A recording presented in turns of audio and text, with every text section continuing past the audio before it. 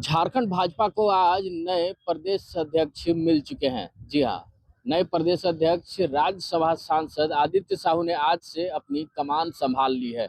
आज बाबूलाल मरांडी जो झारखंड भाजपा के पूर्व प्रदेश अध्यक्ष थे, उन्होंने पूरी औपचारिकता के साथ आदित्य साहू को कमान दे दी है। तो आज से झारखंड का भाजपा नगर निकाय चुनाव से पहले पूरे दमखम के साथ इस बार चुनावी मैदान में उतरने को तैयार हो चुका है और पार्टी के संगठन के विस्तार को लेकर भी काफी जोर दी जा रही है। तो ऐसे में देखना होगा कि आदित्य साहू और क्या कुछ नया करते हैं अपने भाजपा संगठन को मजबूत करने के लिए, और साथ में बाबूलाल मरांडी क्या कुछ कहते नजर आ रहे हैं। पहले आप सुन लीजिए। देखो, पहली बात तो मैं कहूँगा कि आदित्य साहू जी बूथ से मंडल, जिला और प्रदेश के कार्यों को वर्षों तक देखा है। उनको कार्य की पूरा अनुभव है, किस प्रकार से काम किया जाता है। मुझे नहीं लगता है कि उसके लिए उनको और कोई जरूरत पड़ेगी। लेकिन भारतीय जनता पार्टी सामूहिक नेतृत्व में काम करती है और कोई भी कार्यक्रम ऐसे होता है तो हम सब लोग बैठ कर के ही सब लोग तय करते हैं। कोई अकेले ना अध्यक्ष तय करते हैं, ना नेता तय करते हैं। लेकिन नेता हमारा वो चेहरा होते हैं, अध्यक्ष। तो इसलिए मैं कह सकता हूं कि आदित्य साहू जी चूंकि बूथ से काम करते करते और जब प्रदेश अध्यक्ष बना है तो निश्चित रूप से संगठन को एक मजबूती मिलेगी, एक ताकत मिलेगी और कार्यकर्ता को भी वो अधिक प्रोत्साहित कर सकते हैं, उत्साहित कर सकते हैं, क्योंकि उनको हर स्तर की कामों का उनको अनुभव है, उसका लाभ संगठन को मिलेगा। सर, पावर डिवाइड हुआ है, अब आप नेता प्रतिपक्ष हैं, आदित्य साहू जी अध्यक्ष हैं। किस तरीके से पार्टी को आगे लेकर चलेंगे, किस रणनीति? नहीं, पावर कोई डिवाइड नहीं होता है भाई। विधायक दल का अपना ही काम होता है और पार्टी के अध्यक्ष का एक अलग जिम्मेवारी होती है। तो निश्चित रूप से और मजबूती के साथ हम लोग काम कर पाएंगे, क्योंकि एक आदमी के जिम्मे जब कई काम होते हैं तो थोड़ा सा दबाव रहता है। यानी इसको कह सकते हैं हर काम के साथ न्याय ठीक प्रकार से नहीं हो पाता है। तो अब मैं कह सकता हूं कि काम मजबूती से होगा, अच्छे ढंग से होगा, संगठन का भी होगा और विधायक दल का भी होगा। नई टीम कैसी हुई? अब नई टीम तो प्रदेश अध्यक्ष बनाएंगे ना। आज नेताजी सुभाष चंद्र बोस जी का जयंती है। देखिए, नेताजी सुभाष चंद्र बोस की आज जयंती है और नेताजी के बारे में हर किसी को पता ही है, क्योंकि देश में अगर कोई भी नेताजी का नाम लेते हैं तो स्वाभाविक रूप से सुभाष चंद्र बोस का नाम अपने आप जिसको कहते वो बन जाता है। और नेताजी सुभाष चंद्र बोस ही एक ऐसे नेता थे, देश भले 1947 में आज़ाद हुआ हो, 15 अगस्त 1947 को, लेकिन उससे पहले ही उन्होंने स्वतंत्रता की झंडा भारतवर्ष में गड़े थे। और उन्होंने जब ये नारा दिया कि आप हमें खून दो, मैं तुम्हें आज़ादी दूंगा, कि इससे अंग्रेज पूरी तरह से भयभीत हो और अंग्रेज को भारत छोड़ करके वापस इंग्लैंड जाना पड़ा। तो मैं समझता हूं कि सुभाष चंद्र बोस का इसमें बहुत बड़ा योगदान, और जिस प्रकार से उन्होंने देश तो छोड़ दीजिए, विदेशों में भी जाकर के आज़ाद हिंद फौज का गठन करना कोई ये साधारण बात नहीं, अपने आप में एक बहुत बड़ी बात है। जहां एक और देश पराधीन था और देश की स्वतंत्रता के लिए आज़ाद हिंद फौज का गठन करना,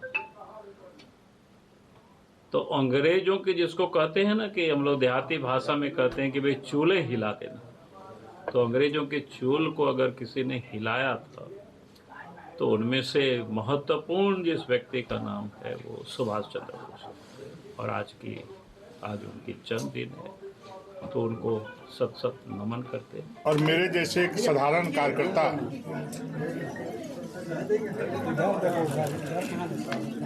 जो गांव में रहता है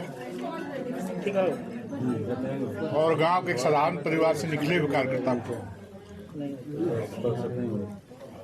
भारतीय जनता पार्टी ने झारखंड प्रदेश भाजपा का अध्यक्ष बनाने का कार्य किया है।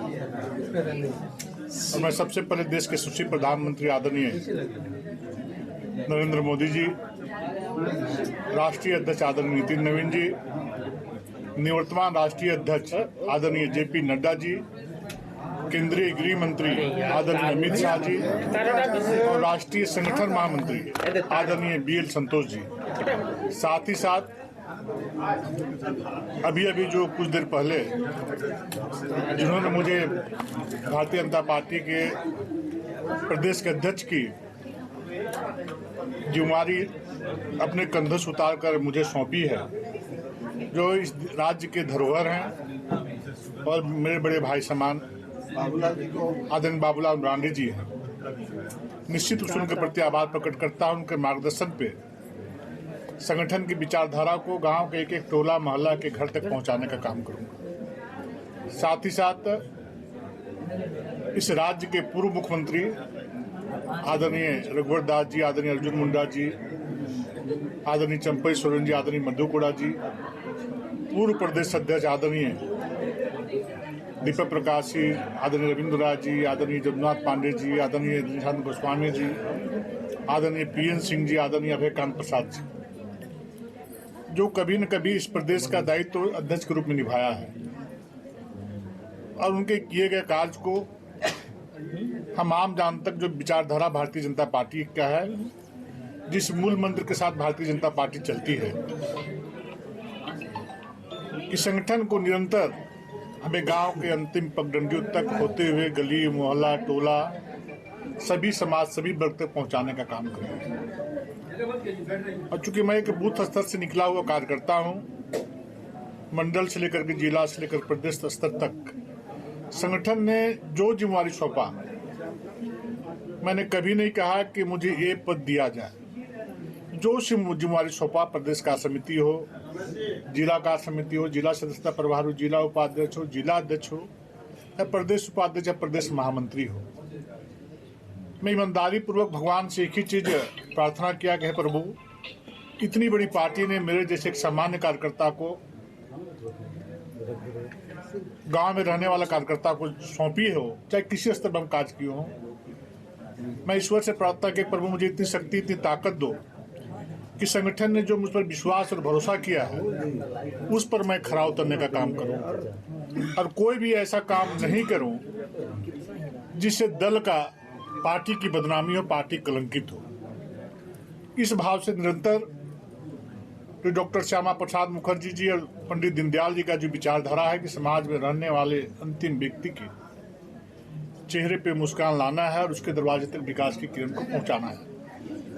और देश के यशस्वी प्रधानमंत्री जी, मुझे लगता है देश आजाद होने के बाद पहले ऐसे प्रधानमंत्री जी हैं जो गांव के अंतिम व्यक्ति, गरीब व्यक्ति की चिंता करते हैं। उनके केंद्र बिंदु में गांव का गरीब, किसान, मजदूर, शोषित, वंचित लोग रहता है और अनेक प्रकार की कल्याणकारी योजनाओं के माध्यम से आज देश के यशस्वी प्रधानमंत्री जी देश के 140 करोड़ लोगों के घर के दरवाजे तक किसी न किसी रूप से दस्तक देने का काम किए हैं और लोगों को ऐसा महसूस कराने का काम किए हैं, आपका यदि कोई नहीं है तो नरेंद्र मोदी जी आपका बेटा बन के, आपका भाई बन के, आपका भतीजा बन के, आपका अभिभावक बन के आपके दरवाजे पे खड़ा है। इस प्रकार के अनेक प्रकार के कल्याणकारी कार्य चल रहे हैं, लेकिन जिस उद्देश्य और सपने के साथ इस राज्य का निर्माण किया गया था, मुझे लगता है सरदार अटल जी के सपने को लोग धूल दूषित करने का काम इस राज्य में लोग करने के काम कर रहे हैं जो सत्ता में बैठे हुए हैं। हम जो अन्याय और अत्याचार जो इस राज्य में बहुत बड़े पैमाने पर फैल रहा है, हम बूथ स्तर के कार्यकर्ताओं के साथ अपनी विचारधाराओं को बढ़ाते हुए इस अन्याय और अत्याचार का विरोध करने का काम करेंगे।